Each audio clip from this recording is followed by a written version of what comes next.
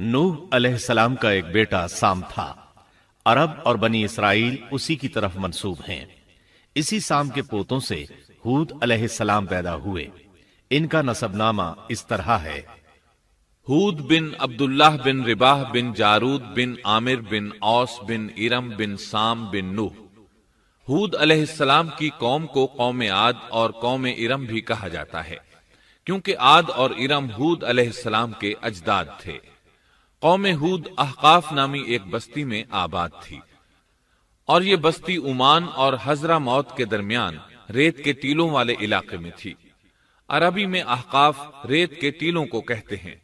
یہ علاقہ سمندر کے کنارے واقع تھا اور شہر کے نام سے پکارا جاتا تھا۔ قرآن مجید میں سورۃ الاحقاف آیت 21 میں اللہ تعالیٰ نے انہیں ان کی بستی کی طرف منسوب کرتے ہوئے مخاطب کیا ہے۔ اور عاد کے بھائی کو یاد کرو جبکہ اس نے اپنی قوم کو احقاف میں ڈرایا۔ قوم عاد کے لوگ اپنی رہائش کے لیے خیمے پسند کرتے تھے۔ ان کے خیمے بہت مضبوط اور پختہ ہوتے تھے۔ یہ لوگ ان کو بڑی مہارت سے بناتے تھے، پھر ان پر فخر کرتے تھے۔ اللہ تعالیٰ سورۃ الفجر آیات 6 تا 8 میں فرماتے ہیں: کیا آپ نے نہیں دیکھا کہ آپ کے رب نے عاد کے ساتھ کیا کیا، جو نسل ارم سے تھے، ستونوں والے تھے، جن کے مانند کوئی قوم دنیا کے ممالک میں پیدا نہیں کی گئی۔ اللہ تعالیٰ نے ان کی کاریگری اور فن کی ایک مثال دی ہے کہ وہ ایسے خیموں میں آباد تھے جن کے ستون بہت مضبوط تھے، طاقتور تھے۔ ان لوگوں نے شہروں اور بستیوں کو ایسی کاریگری سے بنایا کہ ان کے متعلق عجیب و غریب روایات مشہور ہو گئیں۔ یہ نرم زمین میں خیمے بناتے تھے، اس کے ساتھ پہاڑوں میں محل بھی بناتے تھے، حالانکہ رہائش کے لیے زمین پر خیمے موجود تھے۔ گویا بیکار دولت اور وقت برباد کرتے، پھر اس پر فخر کرتے۔ شہروں میں جو راستے اور سڑکیں تھیں وہ بہت چوڑی تھیں۔ ان جیسے طویل اور قوی لوگ بعد میں پیدا نہیں ہوئے۔ کاریگری اور فنکاری میں یہ لوگ اس مقام تک پہنچے کہ پھر کوئی نہ پہنچ سکا۔ یہ لوگ عرب تھے اور عربی میں بات چیت کرتے تھے۔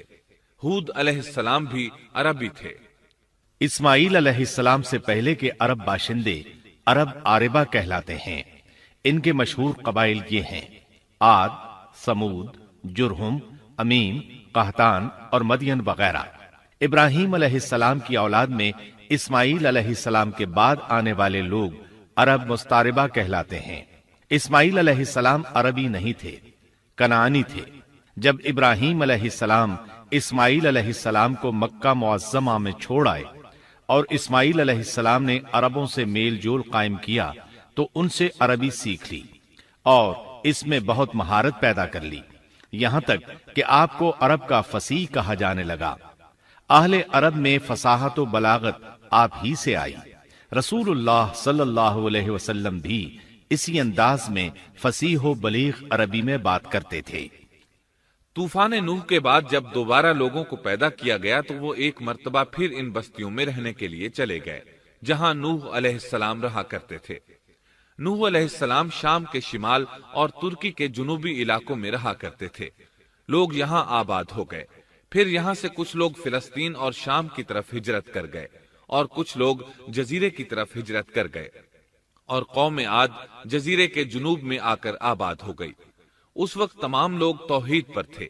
طوفان کے ساتھ جب زمین پامال ہو گئی تو اس پر سوائے نوح علیہ السلام کی اولاد کے اور کوئی زندہ نہ رہا۔ یہ لوگ توحید پرست تھے، لیکن وقت کے ساتھ ساتھ قوم عاد آباد ہوئی اور شیطان نے ان کے دلوں میں وسوسہ ڈالا۔ اس طرح وہ شیطان کی عبادت کرنے لگے۔ چنانچہ قوم نوح کے بعد سب سے پہلے جس قوم نے بت پرستی اختیار کی وہ قوم عاد تھی۔ اس قوم کو اللہ تعالیٰ نے بہت ڈیل ڈول دیا تھا۔ وہ بہت طاقتور قوم تھی۔ مفسرین بیان کرتے ہیں کہ ان کے جسم بہت مضبوط اور ٹھوس تھے، قد بہت لمبے تھے۔ آدم علیہ السلام کا قد 60 ہاتھ تھا۔ اس قوم کا قد بھی قریباً اتنا ہی تھا۔ اس طرف سورۃ الاعراف آیت 69 میں اشارہ موجود ہے۔ اللہ تعالیٰ فرماتے ہیں: اور تم وہ حالت یاد کرو جب اللہ نے تمہیں قوم نوح کے بعد جانشین بنایا اور ڈیل ڈول میں تمہیں زیادہ پھیلاؤ دیا، سو تم اللہ کی نعمتوں کو زیادہ یاد کرو تاکہ تم فلاح پا جاؤ۔ ہود علیہ السلام کی زبانی اللہ تعالیٰ ان کی فنکاری کو بیان کرتے ہوئے فرماتے ہیں کہ ہود علیہ السلام نے ان سے کہا، کیا تم ایک ایک ٹیلے پر بطور کھیل نشان لگا رہے ہو؟ مطلب یہ کہ یہ لوگ پہاڑوں کی چوٹیوں پر محل تعمیر کرتے تھے۔ جب ان سے کہا جاتا کہ تم رہتے تو زمین پر ہو اور گھر پہاڑوں پر بناتے ہو، اس کی کیا وجہ ہے؟ اور تم اتنے مضبوط محل تعمیر کر رہے ہو، گویا ہمیشہ یہیں رہو گے۔ وہ لوگ دراصل ٹیلوں، گھاٹیوں، دروں اور پہاڑوں پر عمارات تعمیر کرتے تھے، اور ان کا مقصد ان میں رہنا نہیں تھا، بلکہ صرف کھیل کود کے لیے ایسا کرتے تھے۔ ہود علیہ السلام نے انہیں جھنجھوڑا کہ تم ایسا کام کیوں کرتے ہو جس کا کوئی مقصد نہیں، جس کام کے فضول ہونے میں کوئی شک نہیں۔ ہود علیہ السلام انہیں واعظ کرتے تھے۔ اے میری قوم، اللہ نے تمہیں بڑی قوت سے نوازا ہے۔ تمہاری طاقت کا عالم یہ ہے کہ جب تم کسی پر ہاتھ ڈالتے ہو تو ظلم کرتے ہو، کوئی شخص تمہارے سامنے آنا گوارا نہیں کرتا۔ لہذا اللہ سے ڈرو اور میری پیروی کرو، اس سے ڈرو جس نے ان چیزوں سے تمہاری مدد کی۔ اللہ تعالیٰ نے اپنی ہر طرح کی نعمت، مال، اسباب، اولاد، باغات، شہر، قوت، جسامت اور صنعت کاری سے تمہیں نوازا ہے، لہذا تم اللہ سے ڈرو اور میری اطاعت کرو۔ لیکن ان کی قوم نے کوئی اثر نہ لیا، نہ ان پر ایمان لائی، الٹا لگی تکبر کرنے، اللہ کی حمد کی بجائے اس کی ناشکری کرنے لگی۔ اور تکبر کے بارے میں بات یہ ہے کہ جب سے ابلیس نے اس کو اختیار کیا، یہ اس وقت سے آزمائش بن چکا ہے۔ اللہ تعالیٰ سورہ حامیم السجدہ آیت 15 میں فرماتے ہیں، پس قوم عاد نے تو بے وجہ زمین میں سرکشی شروع کر دی اور کہنے لگے کہ ہم سے زوراور کون ہے؟ کیا انہیں یہ نظر نہ آیا کہ جس اللہ نے انہیں پیدا کیا ہے وہ ان سے بہت ہی زیادہ زوراور ہے؟ جب یہ لوگ اپنی سرکشی اور کفر میں حد سے بڑھ گئے، تب اللہ تعالیٰ نے ہود علیہ السلام کو ان کی طرف بھیجا۔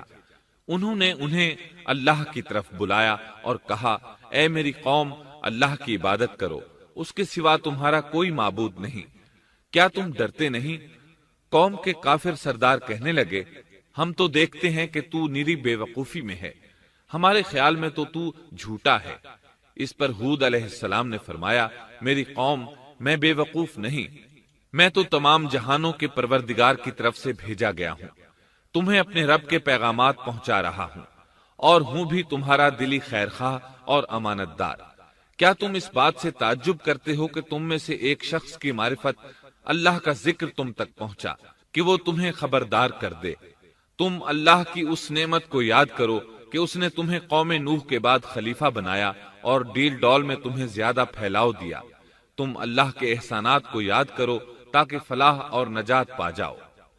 ہود علیہ السلام نے اللہ کی عظیم نعمتوں کے ساتھ انہیں نصیحت کی، لیکن وہ بدبخت کفر ہی کرتے رہے۔ آخر انہیں جھنجھوڑنے کے لیے انہوں نے فرمایا، اے میری قوم، اللہ ہی کی عبادت کرو، اس کے سوا تمہارا کوئی معبود نہیں۔ تم تو صرف بہتان بازی کر رہے ہو، یعنی جن بتوں کی تم پوجا کر رہے ہو ان کی پوجا تم نے خود گھڑی ہے۔ اللہ تعالیٰ نے تو اس کے متعلق کوئی دلیل نازل نہیں فرمائی۔ میری قوم کے لوگوں، میں تم سے اس دعوت و تبلیغ کی کوئی اجرت نہیں مانگتا، میرا اجر اس کے ذمے ہے جس نے مجھے پیدا کیا ہے، تو کیا تم پھر بھی عقل سے کام نہیں لیتے؟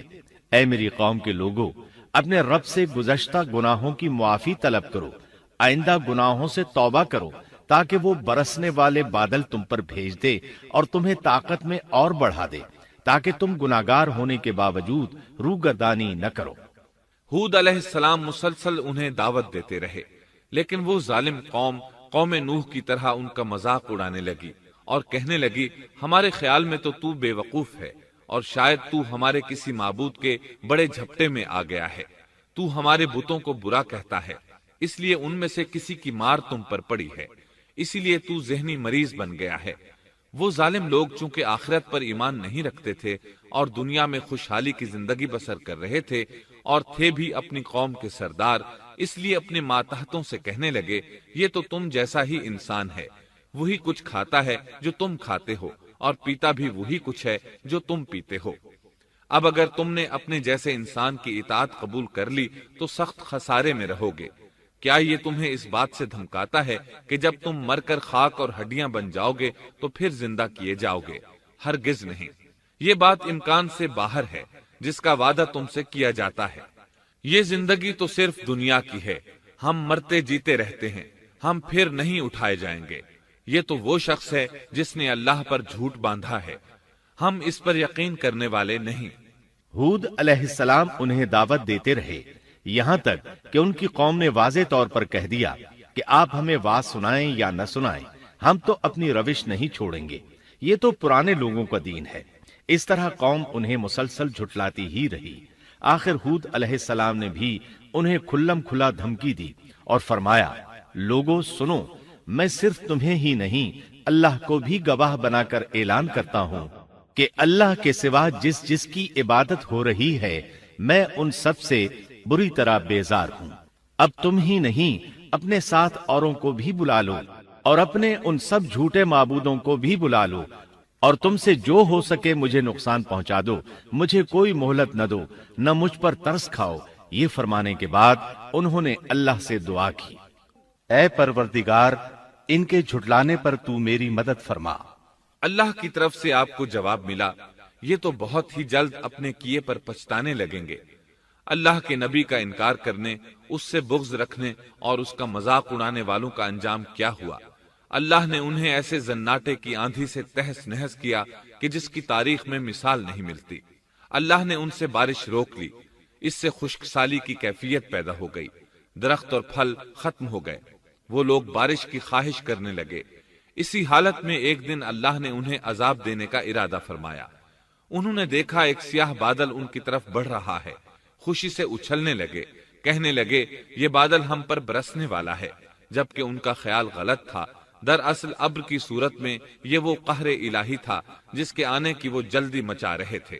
وہ عذاب ان کی بستیوں کی تمام چیزوں، پھلوں، خیموں، درختوں کو تہس نہس کرتا ہوا آیا۔ اسے اللہ کا یہی حکم تھا۔ آندھی اس قدر زبردست تھی کہ پہاڑوں پر ان کے تعمیر کردہ محلوں تک کو اڑا لے گئی۔ مجرموں کا یہی بدلہ ہے۔ اللہ تعالیٰ سورۃ الزاریات آیت 41 اور 42 میں فرماتے ہیں، اسی طرح عادیوں میں بھی ہماری طرف سے تنبیہ ہے، جبکہ ہم نے ان پر خیر و برکت سے خالی آندھی بھیجی، وہ جس چیز پر گرتی تھی اسے بوسیدہ ہڈی کی طرح چورا چورا کر دیتی تھی۔ اس آندھی نے ہر چیز کو فنا کر کے رکھ دیا۔ اللہ تعالیٰ ان کی تباہی ایک جگہ ان الفاظ میں بیان کرتے ہیں، قوم عاد نے بھی جھٹلایا، پس کیسا ہوا میرا عذاب اور میری ڈرانے والی باتیں۔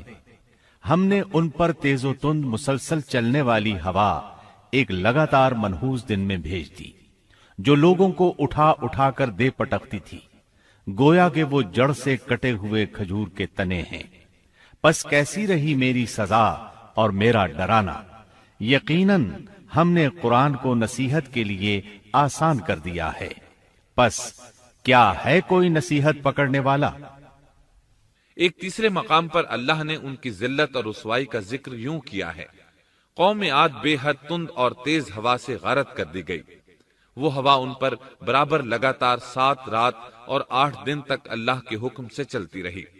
آپ وہاں ہوتے تو دیکھتے کہ وہاں لوگ یوں چاروں شانوں چت گرے پڑے ہیں جیسے وہ کھجوروں کے کھوکھلے تنے ہوں۔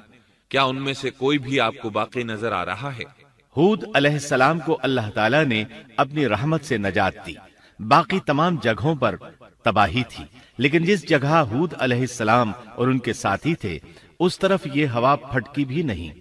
کہا جاتا ہے کہ ایک باڑ تھی جس میں ہود علیہ السلام، حیوانات، چوپائے اور ان پر ایمان لانے والے تھے، اور آندھی نے ہر چیز کو فنا کر ڈالا۔ اللہ تعالیٰ سورہ آراف آیت 72 میں فرماتے ہیں، غرض ہم نے انہیں اور ان کے ساتھیوں کو اپنی رحمت سے بچا لیا اور ان لوگوں کی جڑ کاٹ دی جنہوں نے ہماری آیتوں کو جھٹلایا تھا اور وہ ایمان لانے والے نہ تھے۔ اسی طرح سورہ ہود میں اللہ فرماتے ہیں، جب ہمارا حکم آ پہنچا تو ہم نے ہود کو اور ان کے ساتھیوں کو اپنی خاص رحمت سے نجات دی۔ ہم نے ان سب کو سخت عذاب سے صاف بچا لیا۔ یہ تھے قوم عاد کے لوگ جنہوں نے اپنے رب کی آیتوں کا انکار کیا اور اس کے رسولوں کی نافرمانی کی، اور ہر ایک سرکش نافرمان کے حکم کو مانا۔ دنیا میں بھی ان پر لعنت لگا دی گئی اور قیامت کے دن بھی۔ دیکھ لو قوم عاد نے اپنے رب سے کفر کیا، ہود کی قوم عاد پر لعنت ہو۔ اس طرح قوم عاد تباہ ہو گئی۔ ان کے بعد مومنوں نے ان کے باقی بچ جانے والے مکانات پر قبضہ کر لیا اور وہاں رہنے لگے۔ پھر ہود علیہ السلام نے حضرہ موت میں وفات پائی۔